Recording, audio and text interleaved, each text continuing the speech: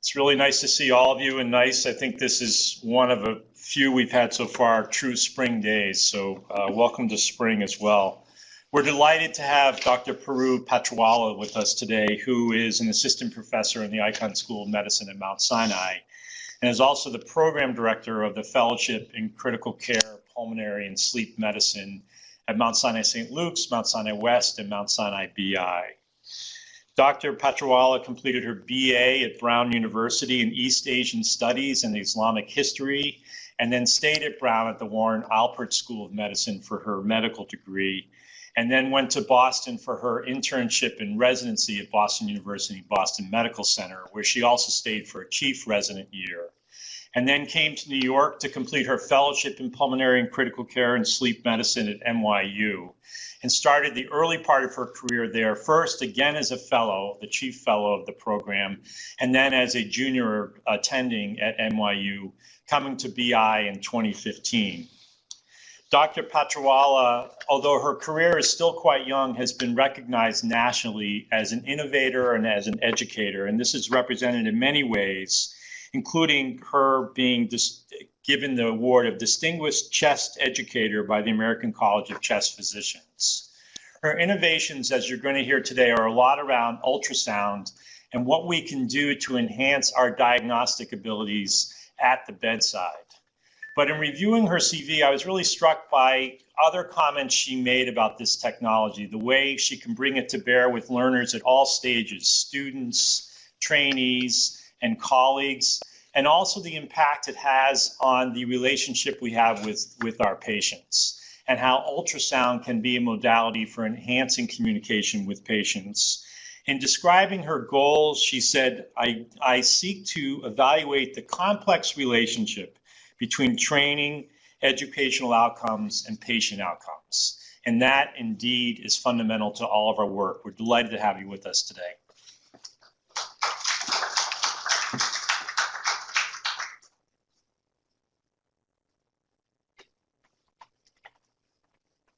Okay, so I have a tendency to stand at the side of the podium because I can't be seen over the podium. So just let me know if you can't hear me on the mic, and I'll move back and forth if that's the case. So I'm really happy to be here.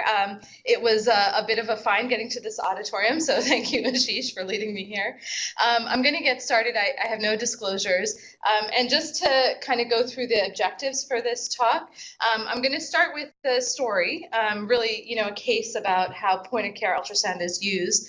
And then in case you're not already on the ultrasound bandwagon, I'm going to try to convince you why that's important.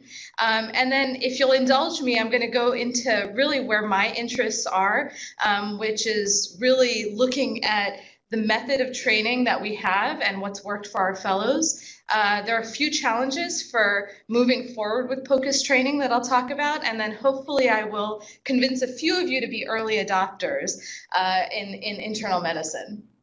So an illustrative case, this is a 39-year-old woman who was 10 weeks pregnant. She was admitted to the OB service with a UTI.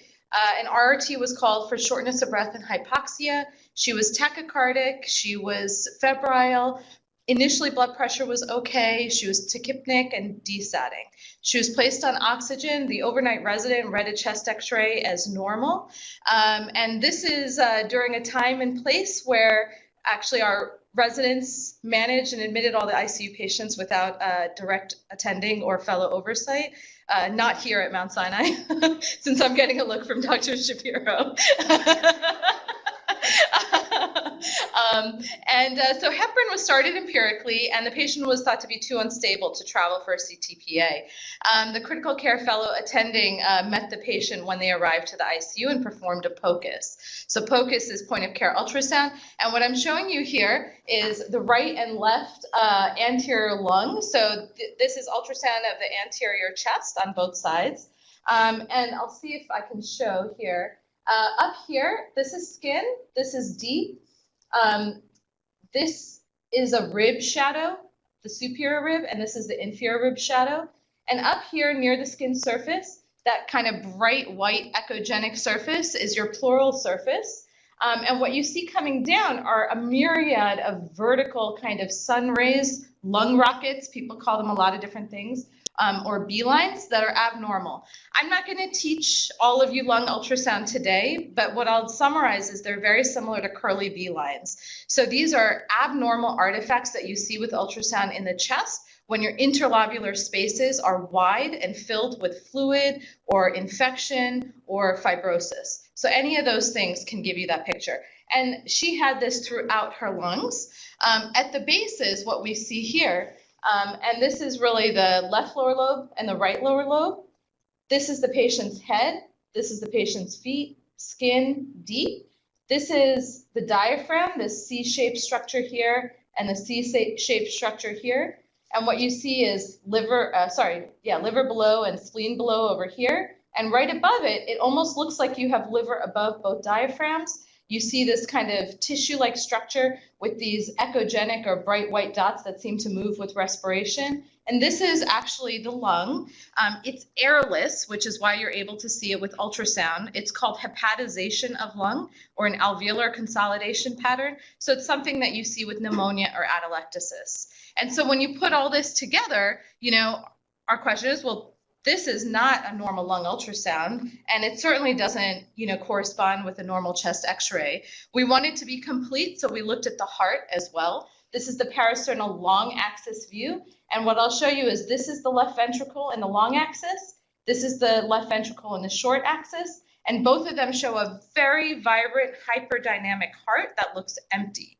A DVT study was also done that was negative. And when we put all of this together, when you see that B-line pattern throughout, that's very consistent with seeing diffuse alveolar infiltrates on your chest x-ray. And when you see those dense consolidations at the bases, that can be atelectasis or pneumonia, that can give was ARDS. Likely due to an underlying pneumonia. She also had a UTI at the time, and severe sepsis. She didn't have any signs of shock at the start, so not septic shock yet. So the patient actually wasn't doing well. She was intubated for increased work of breathing and worsening hypoxemia. She was started on broad spectrum antibiotics and put on lung protective ventilation. And really, before we even consider anything, we stopped the heparin drip because we had a very clear alternate etiology of what was going on with her. And for us, with all of that knowledge, it changed our sort of differential diagnosis, and PE was very low. So we didn't think the risk of transferring her to the CAT scanner was actually worth it. She was extubated after 4 days. She was discharged home on day 10 and actually had a viable fetus, so she did very well.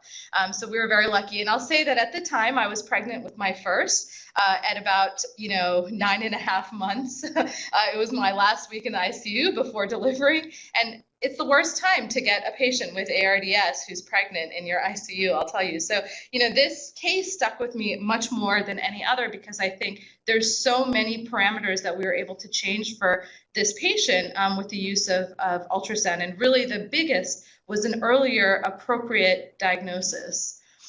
So just a brief figure here from Neelam Soni, who's really one of the national leaders in hospital medicine for POCUS.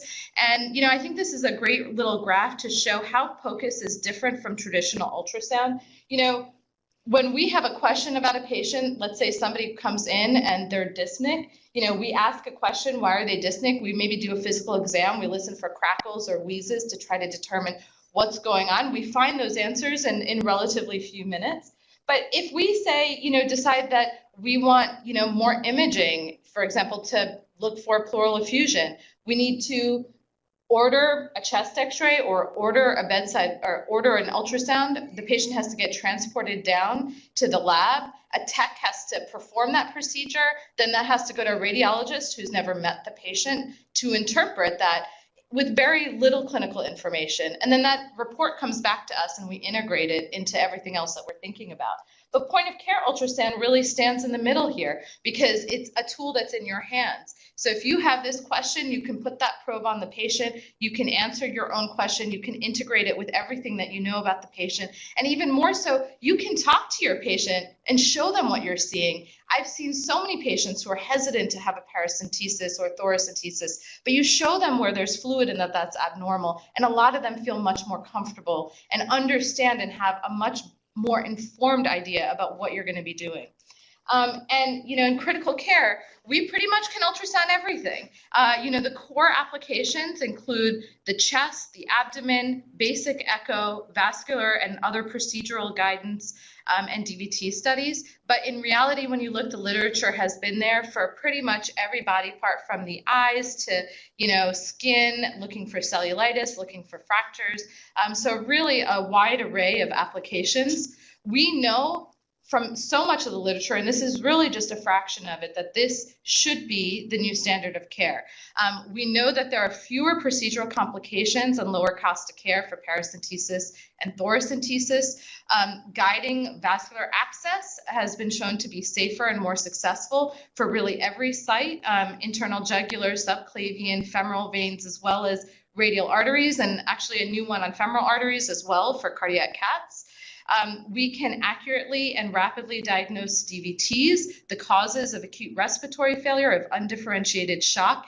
I'll talk a little bit more about Jason Philippe's work at BI, but he also was able to show that for RV dysfunction in patients with acute PE. And then, there's this great group in Italy led by Volpicelli a few years ago. They published doing whole body ultrasound, which is defined as chest, so lungs, heart, and DVT studies on patients presenting with undifferentiated shock. And on average, their skilled sonographers, skilled attendings, were able to perform that in 4.9 minutes. So much shorter than a very thorough neurological exam. So this can be quick. Core applications, at least the basics of them, can be easily taught at really every level, from medical student to attending, but also to, advanced care practitioners and drivers. Pretty much lots of studies out there. And it's been shown, again, for really every area that this is easy to teach. So what is the role in internal medicine? Because I think that that's really where we're at a really new beginning here, I think, especially for hospitalist medicine. I'll start with one of Jason's studies that he did when he just started fellowship at Beth Israel. This was before I joined over there. And he basically decided that he was going to do a brief training with some of the internal medicine residents in lung ultrasound. He taught them how to identify major patterns for diagnosis of COPD asthma, pneumonia, pulmonary edema, pleural effusion, pneumothorax. And he was able to show, actually, that they had improved diagnostic accuracy of dyspnea in the patients that they looked at compared to just their clinical information without ultrasound. So this column being their clinical diagnosis, and then how it was enhanced, their diagnostic accuracy, with the addition of lung ultrasound. So easy to teach to residents and clearly improves their diagnostic accuracy. This has actually been shown in residents for a number of different indications, but CLUE is a protocol that has probably been published more often than some of the others. So this was done by Bruce Camara at Scripps, where they taught a cardiac and lung ultrasound protocol that they termed CLUE to their IM residents. They pretty much screened anybody they thought was appropriate from new admissions. And again, was able to show that almost a third of the patients that they ultrasounded, they identified an abnormality in. That's huge. That's a lot of information that was very additive. So they were able to show that it was feasible to teach residents and feasible for residents to perform those examinations. In a national survey of internal medicine program directors and APDs, the perceived usefulness of POCUS for internists was incredibly high. I mean, highest for sure for procedural guidance, but really high for all indications. However, when asked, really what the usage of POCUS was by their residents, other than, for procedural guidance, it was incredibly low. So really, we know that implementation of teaching and using ultrasound has not yet gotten out there. And we know from the critical care experience over the last decade that implementation is incredibly slow. There have been 2 surveys of PCCM and critical care program directors, 2010 and 2014, and even though guidance for vascular access and other procedures has grown and is almost universal, really applications for echo, abdomen, lung ultrasound, all these other indications has not really budged that much, and really less than 50% of programs have a formal curriculum in POCUS for their fellows. Most programs still report that only about 20% on average of their Palm Crit Care faculty are ultrasound trained themselves, and that's a huge factor in implementation of this. So why is this important? It's because traditionally in medicine, we rely on linear growth, right? You start as a medical student, you learn a whole bunch of stuff, you become a resident, then a fellow, and then you graduate, you're a full-grown adult as faculty. But in reality, with innovation, that innovation is really outpacing training. And what we see instead, that our attendings are often the novices, that our medical students are actually learning ultrasound in conjunction with anatomy, at year 1. And so they're our advanced beginners. And, our fellows are actually often our experts. They're the ones that are teaching the courses even at a national level. And this is something that's very different and unique and that we haven't really experienced in our traditional education system. So how do we move from this traditional evolutionary model to a really revolutionary strategy to try to improve the implementation of ultrasound in our diagnosis of our patients? So I'm going to take you through sort of the meat of this talk, which is how we did this. And one is that you need to know what your destination is, and we'll talk a little bit more about that. You need to know what the important landmarks are. Think of it as your ACGME milestones to getting to competency. So you need to know what those landmarks are for your trainees. You need to be able to really accurately know where your trainee is so you can help coach them to the next level. And you need to individualize that learning plan for each trainee. So, and then finally, and probably the biggest challenge is you need to be able to cultivate your teachers, because without more teachers, you can't really grow this training program. So let's start with our destination, and do we have a clear destination? So we know in critical care we do. Back in 2009, so almost a decade ago, the American College of Chest Physicians, along with a number of other societies, came out with a definition and statement on what competence in critical care ultrasound looks like, defining really all of the specific skills for critical care ultrasound. It was followed by an international statement that sort of laid the groundwork for really generic initial training standards, at least for introductory training. And then the ACGME followed, and there are set expectations for ultrasound competency for our fellowship graduates, also reflected in the published and trustable professional activities for Palm Crit Care Fellows.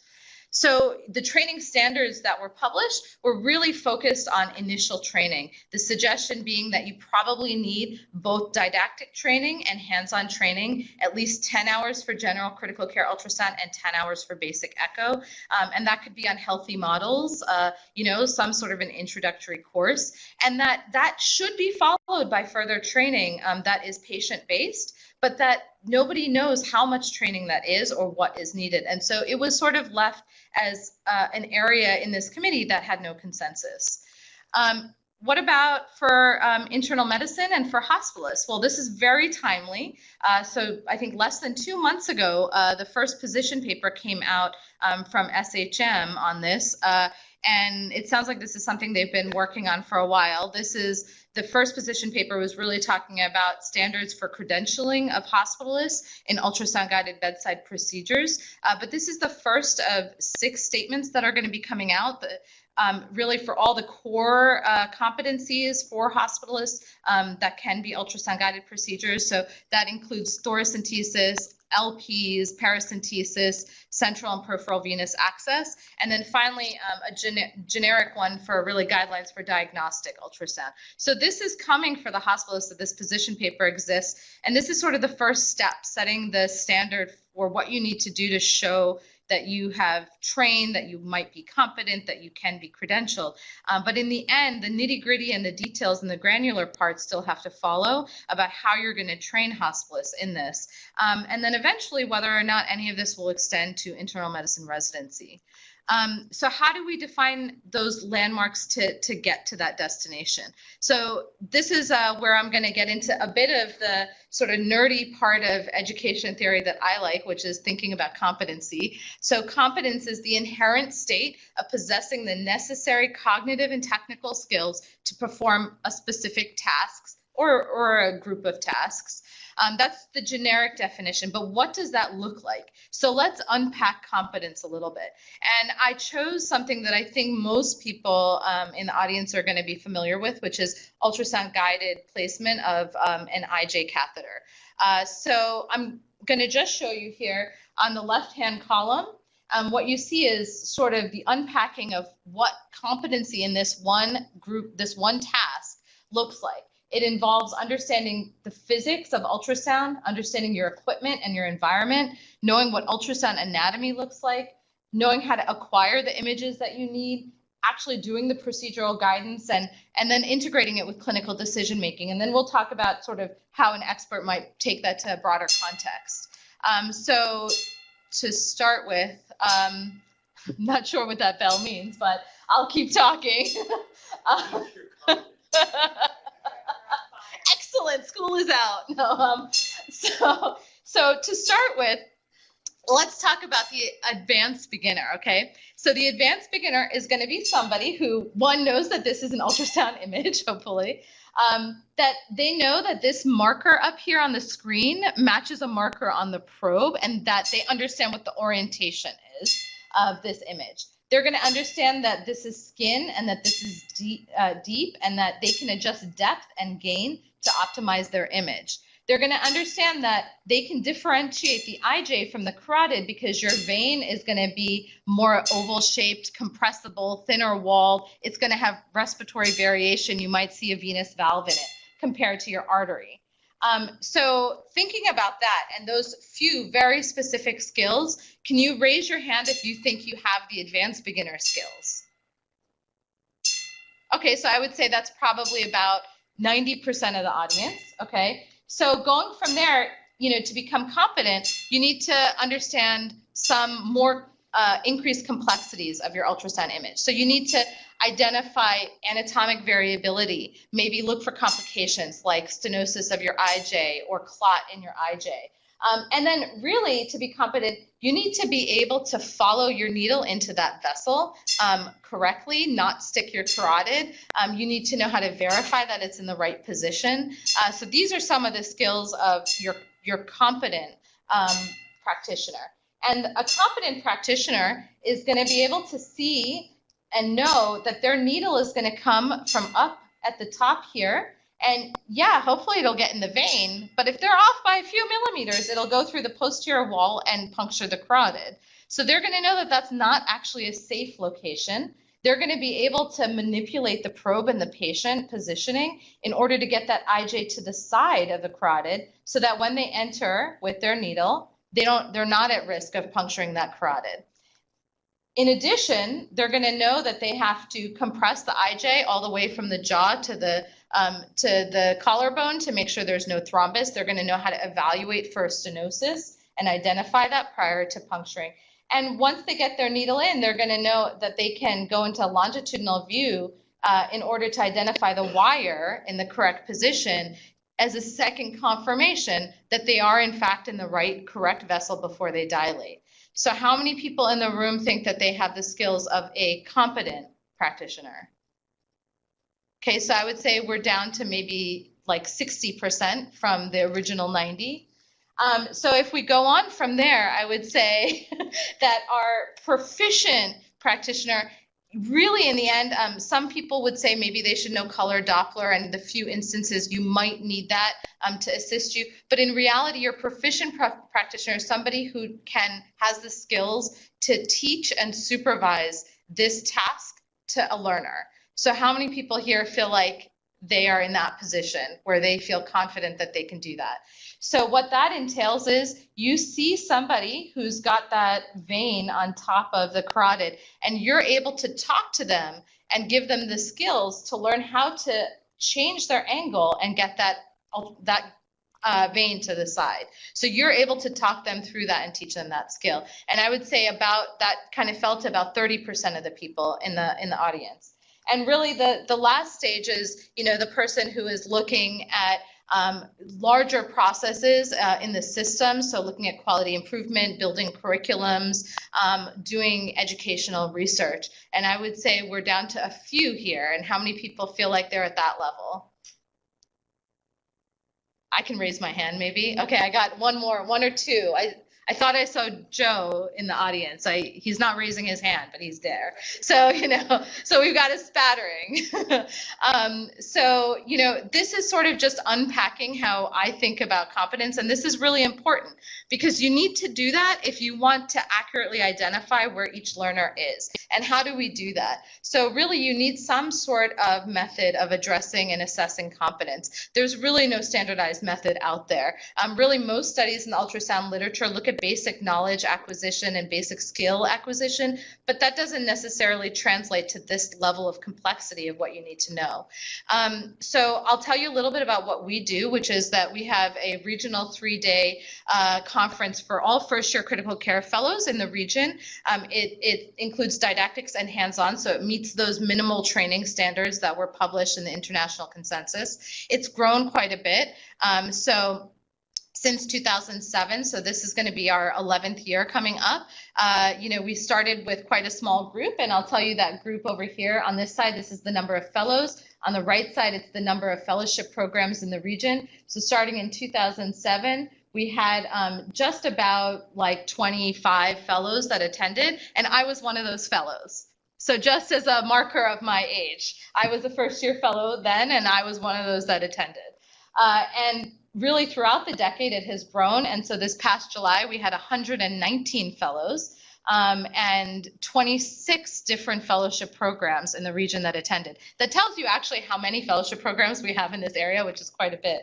And that's great because it gives us this opportunity to really kind of take a look at hundreds of fellows that are coming through this workshop and sort of how they perform. So prior to 2011, there was no standardized assessment. And really what happened was in 2010, I graduated. And in 2011, I asked Paul Mayo, who ran the course, why aren't we assessing anyone? And so we developed a competency skills checklist at that point. So that's really what changed then. And so we developed a validated assessment tool to just measure minimum level of competency in core applications. So your basic skills. We're looking for really sort of the core skills of becoming competent, but we know that the course isn't going to provide all of those skills that are necessary, but at least to chart where our fellows are. We piloted this in fellows who came to the simulation center first, and then we started administering it to the full fellows course in 2012. We used a modified Delphi method to develop checklists for each task of point-of-care ultrasound. So that included lung pleural, DVT study, IJ, vascular access, and basic echo. And then we also developed an image-based multiple choice question for knowledge and image interpretation. And just to kind of show you like the way we think about competency, that it has 3 parts. Part of it is acquiring the image, so knowing the technical skills to get the image from your machine, interpreting the image that you get, and being able to correctly identify what normal and pathology is on your screen. And then this third axis, which is really the hardest one for all parts of training, which is how do you integrate that information with all the other data you have to really improve your diagnostic accuracy. And I would say that that's what we could not do with the assessment system that we had. We really focused on the first 2. So we were able to show with that first pilot group We basically had fellows in the sim center, and we recorded then taking this skill assessment. And so we had a live faculty rater in the room, and then we had 2 raters that reviewed the video, and we compared those raters to look for inter-rater reliability, and we're able to show that reliability was pretty good for most of this, but much better between the video raters than between the video and the live raters, just because the video raters are able to pause and rewind and relook at what a trainee is doing, and so maybe get a more detailed assessment. When we, really started to look at our fellows taking the course, it was immediately obvious that, at least in terms of confidence, they significantly grew in really every area. And what I point out here is, so this is, about 300 or so fellows, over several years that filled the survey out. And out of a Likert scale of 1 to 5 on confidence, 5 being very confident, most of them came in from residency feeling pretty confident in their skill at identifying the IJ vein and placing a catheter there with ultrasound. And yet they still improved in this course with task trainers. So there was still some area to improve them there. And they all, in terms of the competency assessment, so this is like really the bedside skills, they all did pretty well, incredibly high for IJs, pretty good for DVTs and echo, very high for plurals. So they all performed well after this 3-day course. And that was sort of the first thing we wanted to look at. We then, over 4 years, brought 125 fellows back to the simulation center to test for skill acquisition, retention, delay. And those fellows were from 4 institutions. They were from all training years. They had all attended this same introductory course, but they were at different time periods from that course. And there was really no standardization of their curriculum after the 3-day course. It was 4 different programs. Each program had their own curriculum or lack of curriculum when they came back. And you'll see there's a mix that primarily 86% were from Pulm Crit Care programs, but some were from a Crit Care only fellowship. And they were from all fellowship years. And then we put them into groups.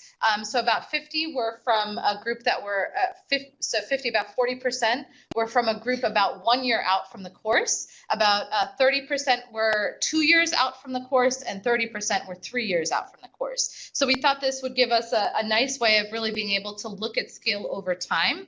And what we see is, this is sort of the larger group, so 426 fellows that we had data on that completed the course. So on the 3rd day of the course, where their skills were.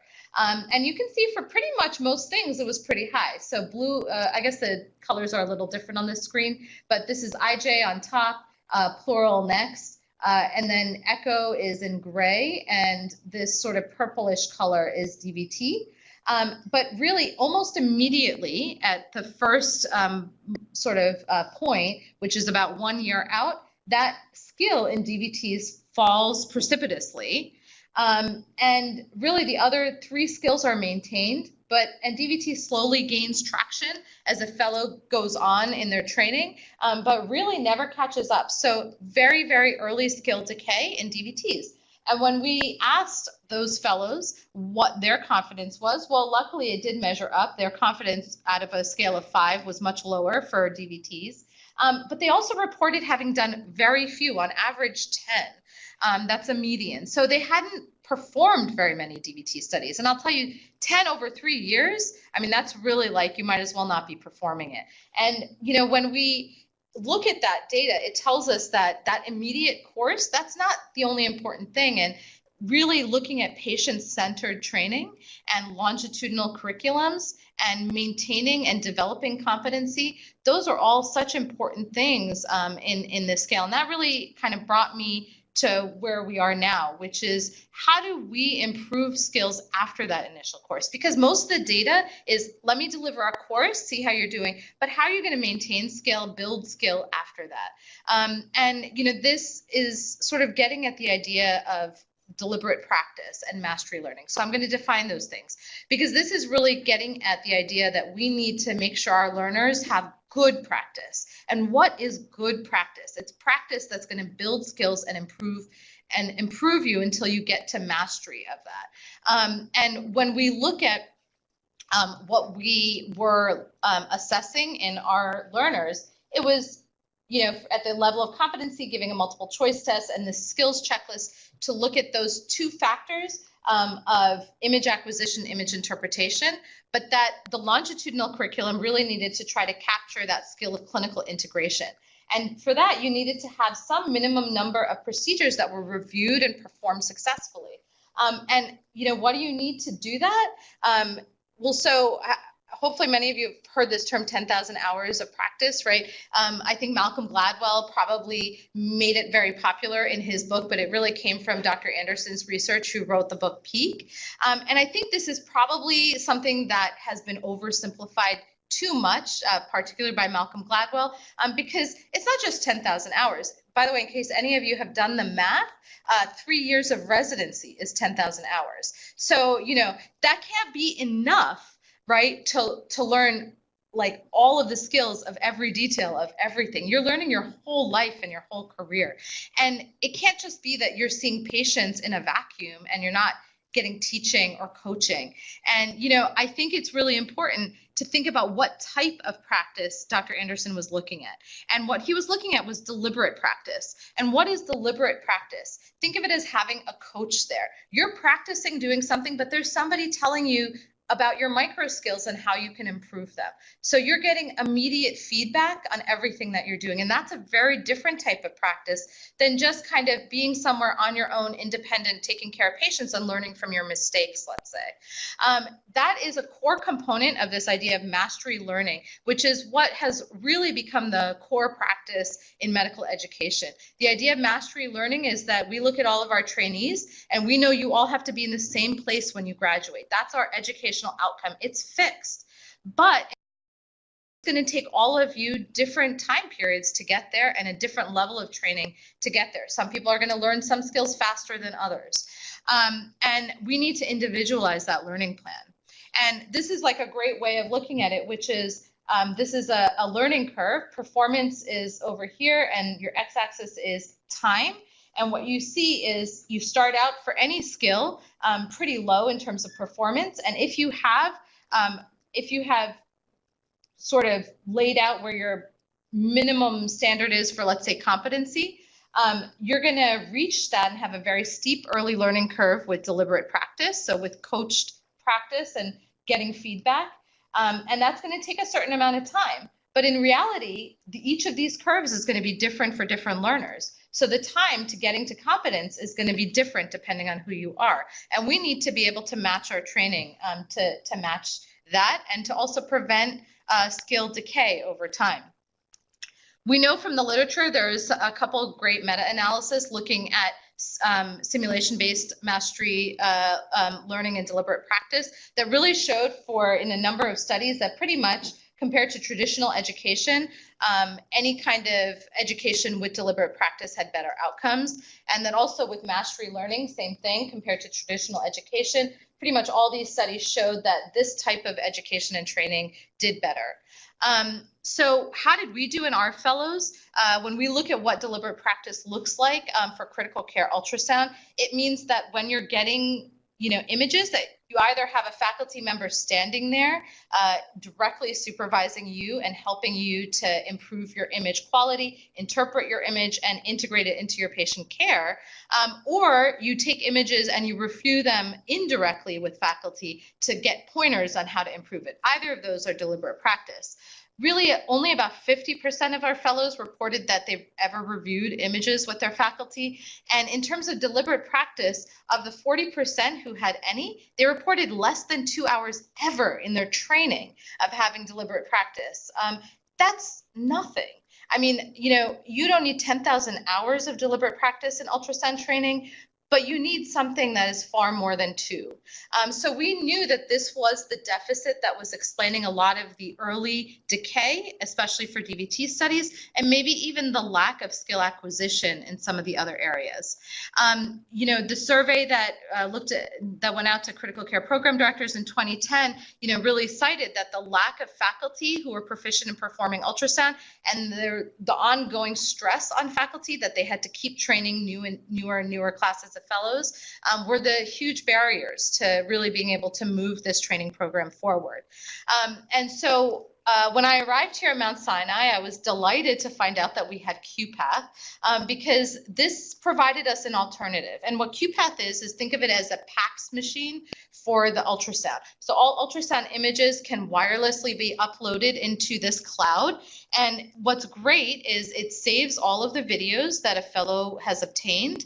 There's a worksheet that a fellow can complete to develop a report on their assessment of what they see and what it may have prompted them to do for the patient. And then there's an area for faculty feedback where faculty can give pointers on how they could have improved their images, may talk about whether something was misinterpreted, and provide feedback indirectly.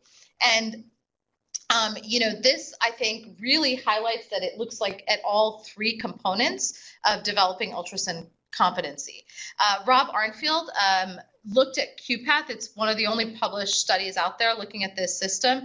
And he had set up, he looked at data for 1 year for his trainees. A total of about 2,500 ultrasound exams were performed. About 1,800 were eligible for feedback. That probably meant only about 1,800 had worksheets filled out or reports filled out by the trainees. And all of those were reviewed by one faculty member in 1 year. And I'll tell you that that is not really doable in reality, but he's Canadian, and it's important to note that because he gets paid for that time, which does not happen in this country. So he was able to do it as a solo person and show that that was feasible. I think in reality in the US, where we don't get that level of protected time, and he's actually paid individually for each ultrasound exam that he reviews, you know, since that doesn't exist here, we may need a group of faculty. And I think that that's still what many institutions are lacking. But one of the things we do know that, you know, for our fellows at BI and also here at St. Luke's and West, that we have a number of faculty who are proficient in ultrasound. And although our fellows do not complete reports in 70% of the QPath videos that they put up there, they get a lot of direct supervision from faculty because the ultrasound is on rounds with us and we're constantly using it. And so at BI, you know, it's really integrated into the clinical care that we provide. And in 2015, when Dr. Steiger joined, he started a PE response team. And as part of the PE response team, the pulmonary team was called for all new acute PEs. And as part of their initial evaluation, they performed a POCUS on those patients, the least of which was a point-of-care echo to assess the RV. Incredibly important in these patients to identify those with RV abnormalities early on because they have higher morbidity and mortality and may need to be triaged to more monitored settings. And what Jason Philippe, who is, I think, rounding in the West ICU right now, found was, you know, we looked at all of the fellow performed point-of-care echoes in those patients and compared it to the gold standard cardiology reviewed full echo and showed that diagnostic accuracy of the fellows was incredibly high. You know, so for both RV dilation and RV systolic function, specificity was in the high 80s to low 90s. So incredibly good. So this training program where we do provide deliberate practice seems to get something that should be very complicated, identifying RV abnormalities. And our trainees seem to capture that, which is great news. We wanted to break this down a little bit more, try to kind of look at the different skills and how much training does it really require. Because when you're thinking about trying to extend this, let's say, to residency, the intensivists that do ultrasound, we can manage our 17 fellows and their training, but extending it to 2 internal medicine residencies across the 3 hospitals and about 250 residents is difficult without having more trainers in the mix. And so are there ways that we can look at sort of training that can be modules that don't rely on faculty time that can help improve skill? So we focused just on one area, which is image interpretation, and kind of thinking about this model again of the learning curve. What we did was we gave 50 cases of patients with acute PE, some with RV dysfunction and some with normal RVs, to a range of learners from novice to expert. And we gave them we asked them to interpret it and then immediately told them what the echo actually showed after each of the 50 cases. And we looked at that as deliberate practice because they were learning how to interpret the RV. And this is Angela Love, one of the third-year fellows, who was able to show that this is the 50 echo, so really kind of simulates time. And this is accuracy. and that really accuracy kind of slowly goes up for the whole group. But when you separate it out by experience, so this blue line being your experts, and this sort of, I guess it's like mustard yellow line being your novices, you can see that the immediate difference is very obvious. But in fact, both groups continue to learn. So even our experts, by doing this little skill that does not need to have anybody present, it's just a PowerPoint, you look at the images, you come up with what you think is going on, you go to the next slide, it tells you the answer. So it's feedback that doesn't require faculty standing right there, can improve at least one part of the competency that you need to develop a skill in point-of-care ultrasound. So that's sort of where we are right now and kind of trying to break down some of that. And I'll leave you with the challenges that are still out there that I think you can all name. Primarily that we need a larger pool of trainers and teachers. So how do we build the skills of our teachers? You know, we first need to map out what that curriculum could look like and what assessment tools we might need to ensure that our trainers have adequate skill. And we need to remember that our experts may not be our faculty. So in fact, I see Ismini and James in here, both of who taught at the Fellows course last July. You know, so we routinely actually take many of our senior fellows and do a train the trainer with them and then bring them to the fellows course to teach ultrasound to the first year fellows that are attending.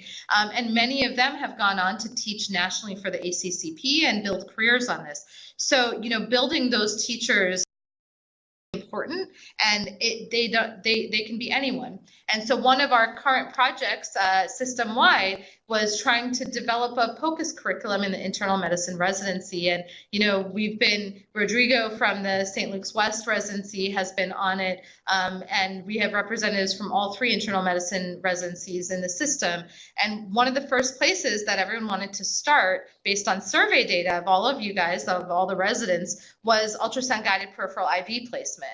So at BI, the chiefs basically with the fellows and myself, we came up with a plan to build a train the trainer program, actually using senior residents, because for ultrasound guided peripheral IVs, they are the ones that are on the floor and should have that expertise. And so what we've started with is actually intensive training of some of our residents. And the next step is actually doing a train the trainer with them, and then having them be the point person on the wards to do just-in-time training with little peripheral IV models right on the floor at the start of every ward rotation with new interns coming in. And so we're hoping that this model will help because, again, faculty don't always have the time to do this and can't always train 100 residents. So we need to remember that in this new model, our experts can be at any level, and to really use that when we have it. And so we need to sort of skill train all of our novice and advanced beginners, develop and test the effectiveness of a lot of these train the trainer models, continue to test different forms and methods and efficiency of training models, and then protect time for our faculty to learn and teach and find money to support a lot of this and the resources that are needed to expand a POCUS curriculum. So I hope that I have sort of convinced you to move towards this revolutionary strategy. So we've gone through some of these learning objectives and milestones on the route to expertise and talked about validated assessment tools that are out there, and talked a lot about sort of good deliberate practice and how important that is in learning, and a mastery learning model to really kind of put a great capture on how we're developing training models. And then finally, to really find a way to enhance our pool of expert and efficient teachers. So I will end there, thanking my current and former fellows who have done a lot of work here, and I guess I'll stop. I don't know how I'm doing on time because I don't wear a watch.